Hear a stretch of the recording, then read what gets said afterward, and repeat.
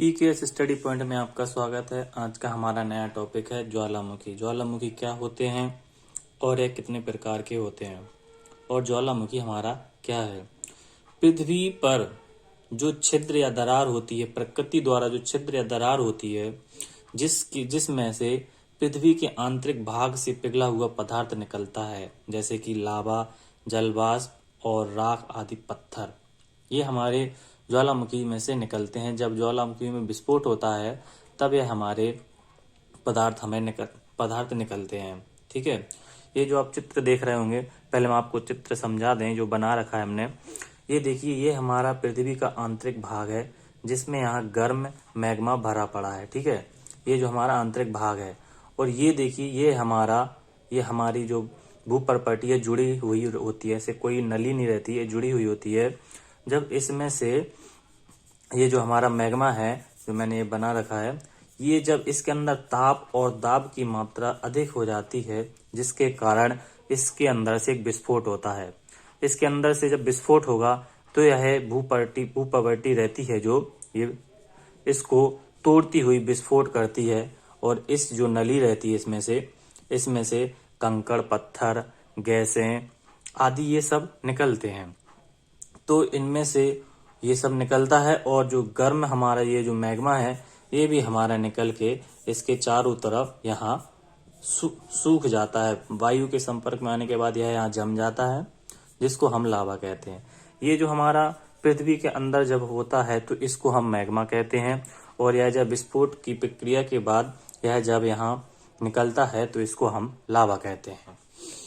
ठीक है, तो ये आपको समझ में आ गया होगा कि पृथ्वी के अंदर से जो पदार्थें अथवा गैसें निकलती हैं यह हमारी ज्वालामुखी के थ्रू ही या ज्वालामुखी के द्वारा निकलती हैं। ये जो इसका मुंह है ये मैंने आपको दिखा रखा है। ये हमारे गैस का चित्र बनाया हुआ मैंने। ये गैसें इसमें से निकलती हैं, जलवाष्प गैसें, पत्थर, कंकड़, राख आदि ये सब निकलता है। ठीक है, तो अब हमारा है ज्वालामुखी से निकलने वाले पदार्थ। तो ज्वालामुखी से हमारे कौन कौन से पदार्थ निकलते हैं।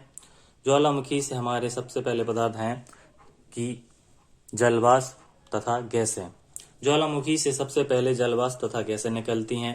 जलवाष्प में जो मात्रा होती है वो सबसे अधिक होती है। पृथ्वी जो मतलब विस्फोट के द्वारा जो हमारा जलवाष्प निकलता है विस्फोटन के बाद, तो उसमें जलवाष्प की मात्रा सबसे अधिक होती है। जलवाष्प यानी पानी का गैस रूप होता है जो वो हमारा जलवाष्प होता है। इसमें जलवाष्प की मात्रा हमारी 60 से लेकर 90% तक होती है। और इसमें जो गैसें निकलती हैं वो है हमारी कार्बन डाइऑक्साइड, नाइट्रोजन, हीलियम आदि गैसें इसमें से निकलती हैं। और इसके अंदर से जो निकलता है वो है हमारा लावा। ठीक है, ये जो लावा निकलता है हमारा वो क्या है, भूगर्भ में स्थित पिघले हुए पदार्थ को मैग्मा कहते हैं। ये जो पिघला हुआ पदार्थ है इसको मैग्मा कहते हैं।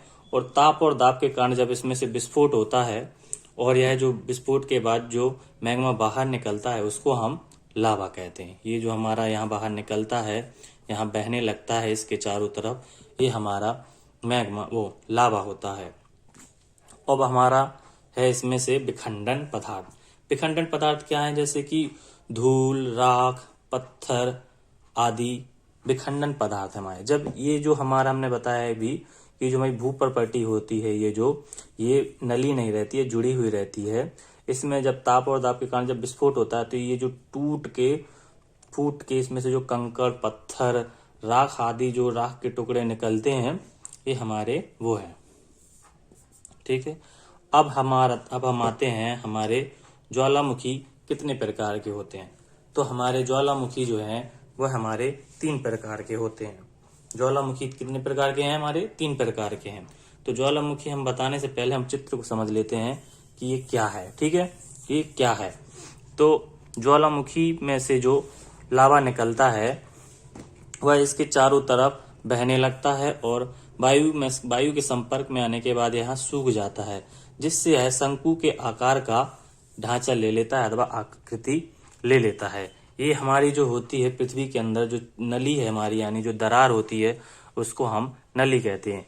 ये जो हमारा है ये भाग, ये हमारा भू प्रॉपर्टी है जो पृथ्वी के ऊपर है। ये हमारा बीच का भाग है पृथ्वी के अंदर का। देखो पृथ्वी क्या है, गोल है, और पृथ्वी के अगर हम अंदर छेद करते जाएंगे तो आर पार नहीं निकलेंगे, आर पार नहीं निकलेंगे क्योंकि इसके अंदर गर्म है। पृथ्वी क्या है, पृथ्वी एक आग का गोला है, ठीक है। ये इसका मुख है और इसमें से जो गैसें निकलती हैं वो मैं आपको बता चुका हूं कि इसमें से कार्बन डाइऑक्साइड, नाइट्रोजन, हीलियम आदि गैसें निकलती हैं, ठीक है। अब हम आते हैं अपने ज्वालामुखी हमारे कितने प्रकार के होते हैं। ज्वालामुखी हमारे 3 प्रकार के होते हैं। नंबर 1 सक्रिय ज्वालामुखी, नंबर 2 प्रसुप्त ज्वालामुखी और नंबर 3 मृत अथवा शांत ज्वालामुखी। जो हमारे सक्रिय ज्वालामुखी हैं उसको इंग्लिश में हम एक्टिव वोल्केनो कहते हैं। जो हमारे प्रसुप्त ज्वालामुखी हैं उसको हम डॉर्मेंट वोल्केनो कहते हैं, और जो हमारे मृत अथवा शांत ज्वालामुखी हैं उसको हम एक्जिनेट ज्वालामुखी कहते हैं। अब हम आते हैं अपने सक्रिय ज्वालामुखी क्या है। सक्रिय ज्वालामुखी वो ज्वालामुखी जिनमें से धुआं, राख, पत्थर, कंकड़ आदि गैसें निकलती रहती हैं और जिसमें से लावा निकलता रहता है, हमारे सक्रिय ज्वालामुखी होते हैं। जो शांत नहीं रहते उनमें विस्फोट की क्रिया होती रहती है और वह निरंतर जो है विस्फोट करते रहते हैं। ऐसे ज्वालामुखी हमारे वो सक्रिय ज्वालामुखी हैं। दूसरे नंबर पर है हमारा प्रसुप्त ज्वालामुखी। वे ज्वालामुखी जो बहुत समय से, काफी समय से उनमें कोई विस्फोट ना हुआ हो और शांत हो और आने वाले समय में उनमें विस्फोट हो सकता है। वैज्ञानिकों की भविष्यवाणी के तौर पर उनमें आने वाले समय में कभी उनमें विस्फोट हो सकता है। ऐसे ज्वालामुखी को हम प्रसुप्त ज्वालामुखी कहते हैं। और नंबर 3 हमारा मृत ज्वालामुखी। ऐसे ज्वालामुखी जिनमें बहुत समय से, लंबे सालों वर्ष से उसमें कोई विस्फोटन की क्रिया नहीं हुई हो और आने वाले समय में उनमें कोई विस्फोट नहीं होने वाला है। ऐसे ज्वालामुखी को हम शांत ज्वालामुखी अथवा मृत ज्वालामुखी कहते हैं। आई होप, मुझे आशा है कि आप लोगों को ये टॉपिक समझ में आया होगा, ठीक है। और अगर इसमें से अगर आपको कोई समस्या आती है तो आप हमें जरूर कमेंट में करके बताएं और प्लीज मेरे चैनल को सब्सक्राइब जरूर करें। अगर आपको वीडियो पसंद आती है, आपको ये टॉपिक समझ में आया तो वीडियो को लाइक करें और शेयर करें। धन्यवाद।